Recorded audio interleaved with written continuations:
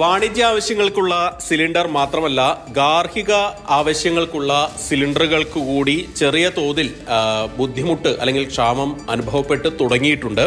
ബംഗളൂരുവിലോ ഇപ്പോൾ ഈ നഗരത്തിൽ കൂടുതൽ കാലാവധി, അതായത് ഒരു സിലിണ്ടർ ബുക്ക് ചെയ്താൽ അത് വരുന്നതിന് വേണ്ടി ഒരുപാട് സമയം ഇപ്പോൾ എടുക്കുന്നുണ്ട്. മുൻപൊക്കെ നമ്മൾ വിളിച്ച് ബുക്ക് ചെയ്താൽ തൊട്ട് അടുത്ത ദിവസം തന്നെ ഡെലിവറി ഉണ്ടായിരുന്നു. പക്ഷേ ഇപ്പോൾ അങ്ങനെയല്ല എന്നാണ് പറയുന്നത്. ചില വീട്ടമ്മമാർ നമ്മോടൊപ്പം ചേരുന്നുണ്ട്. ഞാനിപ്പോൾ ഉള്ളത് കോറമംഗലയുള്ള ഒരു വീട്ടിലാണ്. നിലവിലിപ്പോൾ ഗ്യാസിൻ്റെ ഒരു അവസ്ഥ എന്താ? നമുക്ക് ബുക്ക് ചെയ്തിട്ട് കുറേ ദിവസമായോ? ഒരു 15 ദിവസത്തോളമായി ബുക്ക് ചെയ്തിട്ട്. ആദ്യമൊക്കെ ഗ്യാസ് ബുക്ക് ചെയ്ത് കഴിഞ്ഞാൽ ഇന്ന് ചെയ്ത് കഴിഞ്ഞാൽ നാളെ അല്ലെ മറ്റന്നാൾ ഡെലിവറി ആവുമായിരുന്നു. ഇന്നത്തെ അവസ്ഥ എന്താ വെച്ചാൽ ഒരു 10-15 ദിവസം മുമ്പേ ആപ്പിൽ ഞാൻ നോക്കി, ആപ്പിൽ ബുക്ക് ആവുന്നില്ല.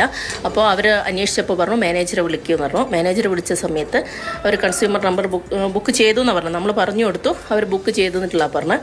പക്ഷേ ഇപ്പോൾ 15 ദിവസം, ഒരു 10 ദിവസമായിട്ട് ഞാൻ വിളിച്ചുകൊണ്ടിരിക്കുക. അവർ പറയുന്നത് ലോഡ് വന്നിട്ടില്ല, നിങ്ങൾ പുറത്തുനിന്ന് എടുത്തോളി, നമുക്കിപ്പം കിട്ടാനില്ല എന്നുള്ളതാണ് അവർ പറയുന്നത്.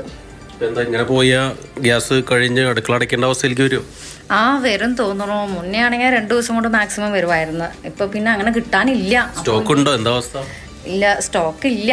അപ്പൊ ഇങ്ങനെ അത്യാവശ്യം യൂസ് ചെയ്തിട്ട് പോണ്, ഇൻഡക്ഷനൊക്കെ ഉള്ളതുകൊണ്ട് അങ്ങനെ മാനേജ് ചെയ്തിട്ട് പോകണമെന്ന് മാത്രം. നിലവിൽ ഈ സാധനങ്ങൾ ഉണ്ടാക്കുന്ന ഐറ്റംസ് ഒക്കെ കുറച്ചു തുടങ്ങിയോ?